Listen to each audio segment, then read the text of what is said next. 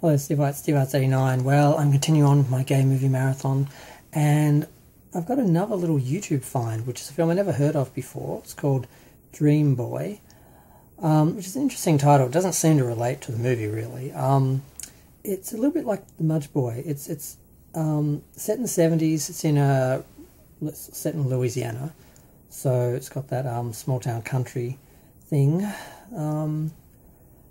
This boy's awkward, but not as awkward as the Mudge Boy. And I think he's just moved into the town, and he meets his neighbour, who's a couple of years older, who drives the school bus. And they end up being attracted to each other. The other boy, Roy, ends up asking him to help him with his studies, because this guy apparently has jumped a couple of grades or something, so he's very clever. And they end up forming a relationship. It starts with just a touching of hands, and it doesn't get sexual immediately. It takes a while, and the whole while there's some weirdness with his father, and you assume he's just aware of the other boy, not Roy, the older guy who lives in the town, but the one who just moved in. What is his name? How can I not remember his name? Nathan, that's it, Nathan. You assume that his dad is just aware of him being gay and judging him and being harsh on him for that, but then about halfway through the film you realise that the father's actually been molesting him the whole time, and his mother sort of knows about it. She seems to be in some sort of denial, but at the same time she seems to be protecting him while not getting him away from the father. Like, she seems to know that he's, touched him before, and tells him to leave him alone. And there seems to be an understanding that maybe they knew he did that, but he said he wouldn't do it or something. So that's very ambiguous, and she does start to get defensive and yelling at the father to keep away from him. At a certain point, he ends up over many nights running away and sleeping in the woods.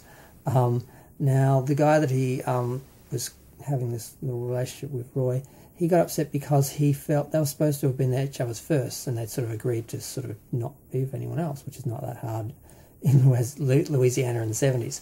But he senses that he has sexual experience, and he feels like he's been betrayed, he's been cheated on. What it is, of course, which he doesn't know, is that his father has been having sex with him for years. So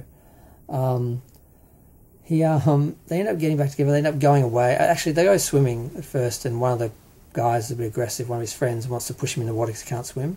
He comes out, defends him. Fortunately, all the actors are over 18 because they're in their underwear. It's a nice scene. But he saves him, promises he'll teach him how to swim, and then eventually they all go away for a night camping. They tell a really good ghost story, which I won't ruin. And then the next day they're walking, and one of them is sort of aware, because he's very hot, and Nathan looked at him once or twice, so he's sort of worked him out, but he doesn't quite get him and Roy are actually together. And they end up going to explore this old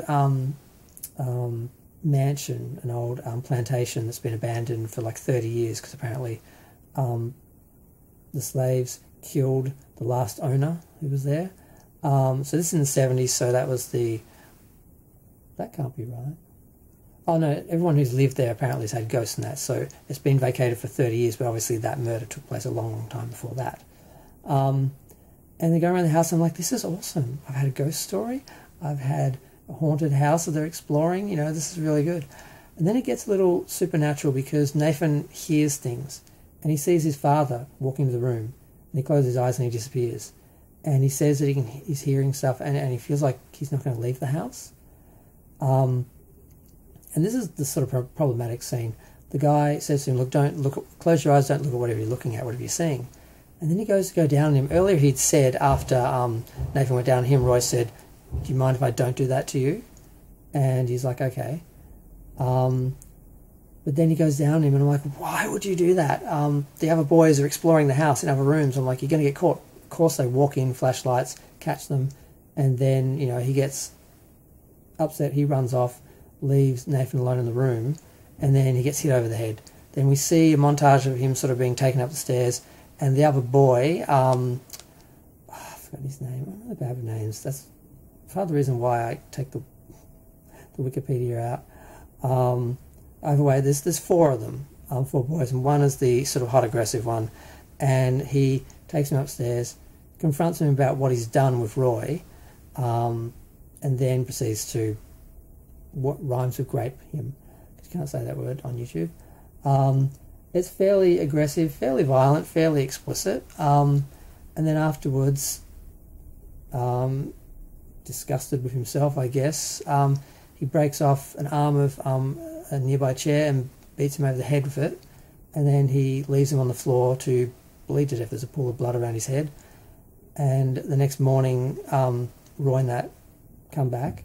They find him dead. The police come, the father comes, he pulls the blanket over him, and you think, wow, I can't believe he's dead. I can't believe they killed the main character. And then later on, we see them at church, Roy and his family at church, and then we see Nathan wake up and in a daze get up and walk down the stairs and walk out of the mansion, and then he goes to the church. He sees Roy with his family, but he doesn't go over to them. And then later he finds Roy crying in the barn that he let him sleep in, because when he was hiding out in the woods from his father, he took him to their barn to sleep in. And then he comes in, he just says Nathan, and they just hold each other, they look at each other, they hold each other, and then the film goes to black. I thought it was going to end there, being very mysterious. Then we see him, Roy, driving the bus, and he looks at Nathan's seat, and it's empty. Now, sometimes Nathan would lay back in the seat, so you not really see him except maybe his feet. So, like, is he there? Is he not there? And then he appears there, he smiles back, and then that's where the film ends. I'm like, is he a ghost? Is he a memory? Did the coroner take their time getting there and he got up and walked off? In the book, because this is based on a book, and in the book, my understanding is it's a bit more vague. Apparently they run off together, and the end of the book is the sound of people like coming after them, and they just decide to run off and not come back. So yeah, it's kind of interesting. It's referred to as a gothic drama, written and directed by James Bolton, based on Jim Grimsley's 1995 novel, the same name, Dream Boy. So it was done in 2008, based in the 1970s. The performances were good, the atmosphere was good, it was very quiet. I did fall asleep a few times. I was watching it around 7 a.m. in the morning after having been up all night. And I found that very difficult to get through a couple of scenes because they were so quiet. A lot of moody, unspoken things, but it did have a gothic sort of feel to it. I did love the exploration of the mansion and the supernatural touches around his father and his death. It was all very interesting and sad.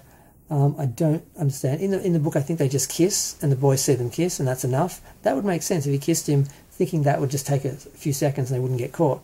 But to go down on him, I think the point was that he was going to do something for him that he wouldn't have done before, like he was making some sort of shift or effort or something.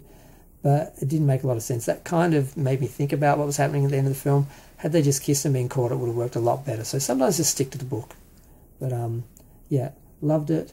I'm glad I watched these two films together, The Mudge Boy and Dream Boy. They're sort of kind of similar in some ways, and I'm glad I found them both on YouTube. And if you haven't seen them, you should see them. Feel free to share, like, comment, subscribe. Let me know what you think. This was supposed to be a 5-minute review, but I just can't seem to do these films justice in 5 minutes. Yeah, I'm going to go. Bye.